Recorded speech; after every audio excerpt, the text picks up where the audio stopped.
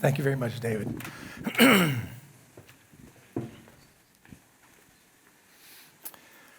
I'm glad to hear all the love for astrocytes, because I'm going to tell you today about a story about astrocytes and why they're important for neurons and neuronal activity on the MEA. So I've been patch clamping for over 35 years, and 25 of those years have been in industry, the pharmaceutical industry specifically. So we have a different set of objectives. We want to measure drugs, we want to measure the efficacy and the potency of potential therapeutic compounds. So I've been using electrophysiological assays and endpoints to support those drug discovery efforts. Recently, because of the technology of MEAs, we've begun using the MEA. I want to show you what we're talking about there. So I'm going to be a little bit of commercialism marketing for the company, but then I'll show you some data also. I feel obligated. I want to make spend a minute of a pitch here to talk about Chuck Stevens. Chuck Stevens is a legend in electrophysiology. I was lucky to work with Chuck as a postdoc at the Salk Institute. And the reason I'm bringing it up is because he died last year, and 2 weeks ago we had a celebration of his life at the Salk, where a lot of his alumni came back to talk about Chuck. Why is Chuck such a legend? Well, Chuck was a theoretical biophysicist, and when he's the first one to have postulated that the noise, electrical noise in systems, was relevant to the electrical signaling of neurons. He did that and published that in 1972. That was a complete mathematical paper, which I don't know anything about because I'm a biologist. But then in 1973, he took that and applied it to the nicotinic acetylcholine receptor, the first cloned neuronal ion channel, and was able to show that the noise represented the single channel activity of single proteins in those neurons. And then he was Erwin Nair and Fred Sigworth was a graduate student in his lab, and Erwin Nair was in Chuck's lab at Yale when they began their seminal work developing a patch clamp amplifier that gave us, for the first time, the ability to measure single-channel conductances through ion channel proteins. And of course, that won the Nobel Prize in 1991. Chuck was a very generous man, and even though he contributed a lot to that, he did not want to be on the paper because he had an internal rule that if he didn't contribute 20% of the work to the paper, he wouldn't be an author. But he was really important in the development of patch clamp electrophysiology.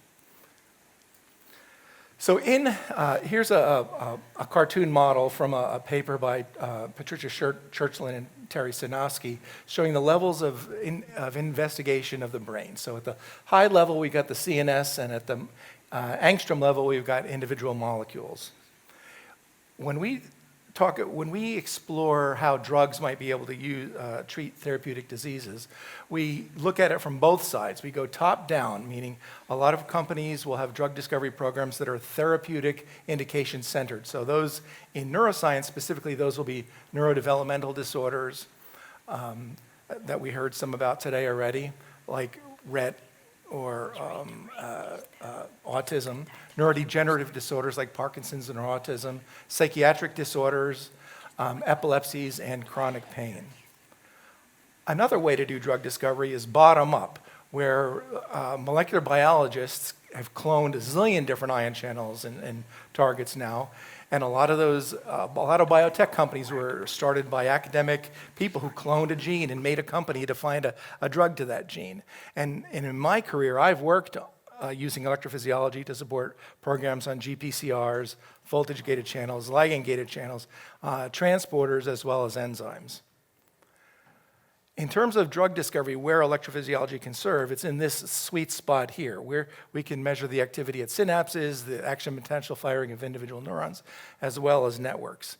And in our company, we access all three of these levels. So we do, our partners in Bordeaux and France do in vivo recording in awake, freely moving animals. That can be done either with surface electrodes or ECOG. It can be depth electrodes measuring local field potentials or single units. We also do acute brain slice recording in rodent slices. That's in the lab in Aix-en-Provence in France. And they do that by both MEA recording as well as whole cell patch clamp recording. And 3 years ago, we opened a new lab in San Diego to do electrophysiological recording in neuronal cultures. That's primary neurons from the central nervous system, peripheral nervous systems. Pain is a big area right now, so we do a lot of dorsal root ganglion sensory neuron recordings. And we do that by patch clamp recording, fluorescence imaging, Fura2 calcium imaging, but most recently, MaxWell high-density microelectrode array recording. So to kind of summarize this cascade of drug discovery, at the front end of screening, cloned channels are expressed in HEK293 cells, maybe CHO cells, and there's some high-throughput screening method to screen thousands or hundreds of thousands or even 1 million compounds. That's not electrophysiology. I mean, electrophysiology can't do that. I mean, patch clamping can't do that. But once that program moves into the lead optimization stage, where chemists are beginning to synthesize molecules to interact with the target, either to block it or to enhance it, positively modulate it, negatively modulate it, that's where our role takes place, where we can measure the activity of those target proteins in their native environment, which is a neuron. It's not an HEK293 cell. So what we do is we demonstrate the efficacy and the potency of the compounds that the chemists are making, these drug candidates, so that the cascade can move forward finally into IND, which is investigational new drug for clinical testing. We are a CRO, we're a gun for hire. Biotech and drug companies hire us to do their electrophysiological recording.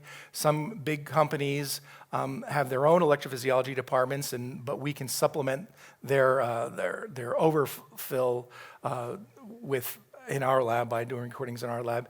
And there's a lot of virtual biotechs today that have no labs at all, and that just all the work they do is hired out to companies like us. And so we say we're changing the definition of a CRO because we don't have a menu of assays that are ready. We don't do the same thing all the time.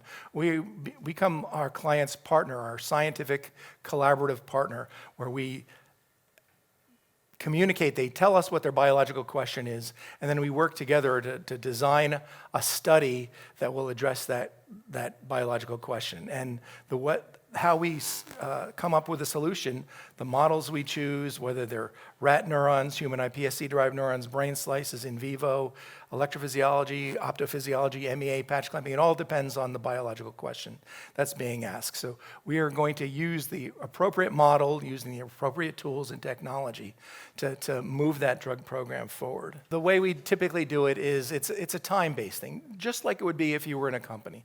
You've got PhD scientists working on a project and you're paying for time. We don't charge per data point or anything like that. That's how the work gets done.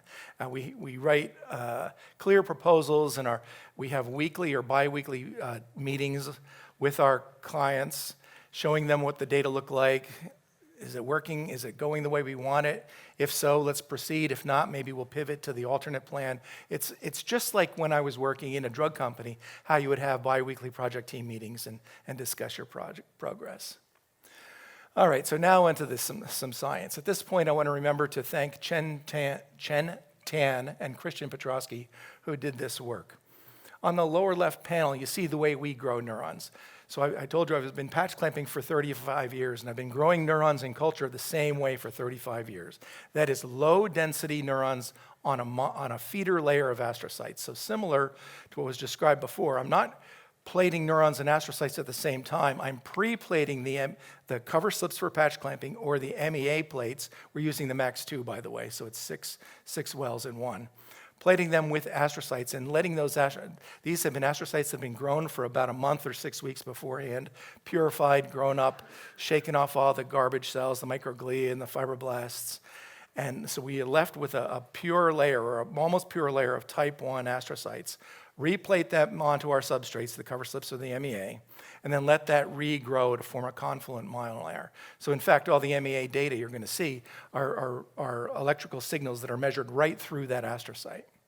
Anyway, you can see that's the density of cultures. That's 10,000 astrocytes, 10,000 neurons plated in a 24 well. That's about 2 square centimeters.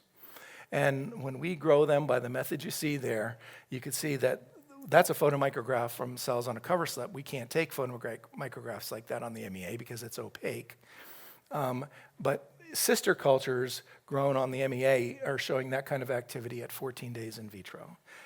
These cultures are what we use for all of our patch clamp assays, whether it's voltage-gated channels, voltage clamping of voltage-gated channels, voltage clamping of ligand-gated channels like NMDA and GABA receptors. Those are targets widely used by drug companies. Capsaicin for TRPV1 channels. This is how we grow our neurons to do that kind of work. So now we're adapting those methods to go to the MEA. And so what I'm going to quickly show you is just some preliminary data on our first attempts at growing cells, neurons at low density. And what does low density mean? It means comparable to the density we played on astrocytes for patch clamping, which is 50 cells per square millimeter. That's like 100 times lower density than what is typically used for plating either primary neurons or human iPSC-derived neurons on MEA plates without astrocytes. And what you can see here is there's great reproducibility at the back. There's a typo there, that should be batch 4. These are different batches of neurons just to show that this is working reproducibly and repeatedly. We're getting similar data, and that the cells increase their activity with time and culture. So the upper panels show the number of active electrodes. These electrodes are about 7 microns in diameter, and the cell bodies are about 20 microns in diameter. So each active electrode is surely one neuron. And you can see that they increase with time in vitro, and that the firing rate is between 0.5 and 2 hertz, and that kind of stabilizes and holds steady. There's again, a repeat of batch 4, but in this case, I plated cells at a much higher density without astrocytes. Instead of 75 cells per square centimeter, it's 1,000 cells per square centimeter, and we got almost no activity. Now, I know you can get activity when you plate neurons without astrocytes, but under our conditions, I didn't, and I'd be curious to talk to people about how they did it. I mean, these are just polylysine coated. They don't have any of the additional coatings, Matrigel or Geltrex or anything like that. Maybe that's the reason, but there are a lot of cells on that MEA plate, and there's very, very little activity. And I've done lots of patch clamping on neurons with and without astrocytes. And what I find is that the cells grow bigger. That means they have higher cell capacitances. The voltage and ligand-gated currents are bigger. There's a higher channel density, current density for all the channels. And there's much more synaptic activity when there are astrocytes. And I think the astrocytes are key for that tripartite synapse, right? They're providing the nutrition and the metabolic goodies that neurons need to form healthy synapses. So these are all rat neurons, and we've done human iPSC neurons once, and these are human NGN2 neurons, and you can see that they also, the time course is a little bit delayed, and they haven't plateaued out by 42 days post-induction, but under these same conditions, these are human iPSC neurons plated on rat cortical astrocytes. So I was intrigued that in the neurodevelopmental condition, that you needed the mutant astrocytes and neurons to get the biggest phenotypic effect. Anyway, this is what we do. These are the assays that we provide our clients, and we have a poster on this. I have some pharmacology data to show you, but I would love to talk to you about how you might be doing pharmacology and applying drugs. I do know that applying drugs is a little bit of a challenge here, because when you open up the MAX2 instrument, you take the lid off the dish and you pipette drugs on, activity changes by itself. But if any of you want to come and talk to us at the poster about how you do those kind of experiments, I'm happy to share our experience with you. And I think, we're a company. If anybody here is looking for a job, we're always looking to hire good electrophysiologists. You can snapshot that. Anyway, thank you for your attention.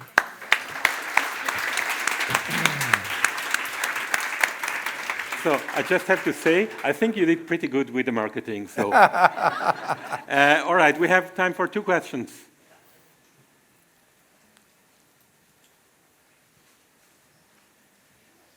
Well, maybe then I'll start. Okay. I think, so 50 cells per square millimeter, it means that you have around 2,500 cells, 2,500 cells. On the entire array? Yeah, so I use the 10 by 50 area, yes. Okay, so for the entire area. For the entire area, okay. Yes. Any one trick that you would like to give us if people want to play around with such low densities? What is important? So I haven't tested this systematically on the MEA, but certainly on glass cover slips is make sure you've got healthy astrocytes and that you give them time to spread out and to flatten out to make a nice, they become what I call like a cobblestone appearance. And low-density astrocytes are better than high-density astrocytes. That's just my personal feeling. So when you first strip them off the flask with trypsin, they're just round, ugly things, and you plate them down. They look kind of nasty for about a week. But over time, they will flatten out and form a confluent substrate, which is then the perfect substrate for neurons to grow. Fantastic. Thank you very much.